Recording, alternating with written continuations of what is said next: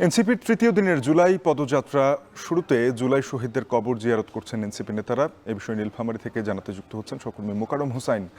মোকাররম, জানাবেন তৃতীয় দিনের পদযাত্রা এনসিপি নেতারা কি বলছেন, দিনব্যাপী কি কর্মসূচি রয়েছে? শাফিন, এই মুহূর্তে তৃতীয় দিনের যে জুলাই পদযাত্রা এনসিপির সেটি অবস্থান করছে নীলফামারীর সৈয়দপুরে। আনুষ্ঠানিক কর্মসূচি তৃতীয় দিনের শুরুতেই জুলাই বিপ্লবের অন্যতম শহীদ সাজ্জাদের কবরের পাশে এসে দাঁড়িয়েছেন এনসিপির কেন্দ্রীয় নেতারা। এখন সেখানে দোয়া মোনাজাত পড়া হচ্ছে। দোয়া মোনাজাত পড়াচ্ছেন শহীদ সাজ্জাদের বাবা মোহাম্মদ আলমগীর হোসেন।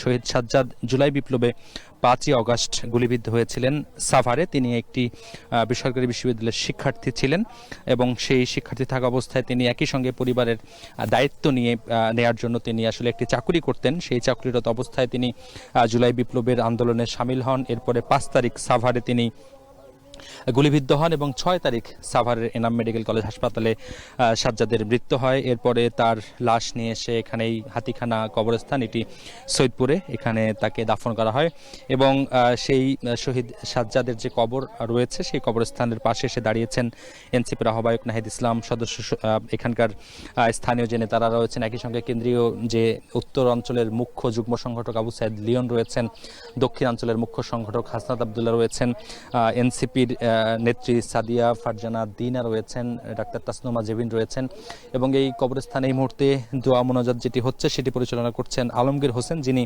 জুলাই বিপ্লবের এই শহীদ সাজ্জাদের বাবা।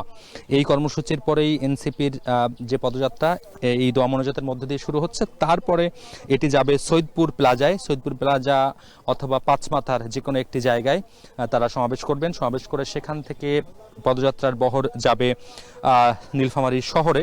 সেখানে একটি পথসভা রয়েছে। সেই পথসভা শেষ করে আজকের কর্মসূচি এখান থেকে চলে যাবে পঞ্চগড়ে। পঞ্চগড়ে বিকেলে পথসভা রয়েছে। সেই পথসভার যোগদানের পরে সেখানে রাত্রি যাপন করবে এনসিপির নেতারা। তারপরে সেখান থেকে পরের দিন সকালে ঠাকুরগাঁও এবং দিনাজপুরে কর্মসূচি শেষ হবে। দোয়া মোনাজাত শেষ হলো। দোয়া মোনাজাত পরিচালনা করলেন এনসিপির দোয়া মোনাজাত পরিচালনা করলেন শহীদ সাজ্জাদের বাবা এবং সেখানে দোয়া করলেন এনসিপির আহ্বায়ক নাহিদ ইসলাম, দক্ষিণাঞ্চলের মুখ্য সংগঠক হাসনাত আবদুল্লাহ সহ কেন্দ্রীয় নেতারা। আজকের এই কর্মসূচি শুরু হয়েছে, সেই পদযাত্রা শুরু হয়েছে। সেই পদযাত্রার পরে যে জনসভাগুলো আছে সেই জনসভাগুলো থেকে নিশ্চয়ই বার্তা আসবে, যেই বার্তা আগামী নির্বাচনের আগে সংস্কার, বিচার এবং জুলাই সনদ, সেই বার্তাগুলোই কিন্তু এনসিপির নেতারা আসলে দিচ্ছেন। এই ছিল শাফিন এই মুহূর্তে জুলাই পদযাত্রার তৃতীয় দিনের যে কর্মসূচির সবশেষ খবর। আমরা বহরের সাথে আছি, পরের সংবাদে নিশ্চয়ই পরের অবস্থান জানাতে পারবো। শাফিন। মোকাররম হোসাইন যুক্ত হয়েছিলেন নীলফামারী থেকে, জানাচ্ছিলেন এনসিপির জুলাই পদযাত্রা কর্মসূচি নিয়ে সবশেষ।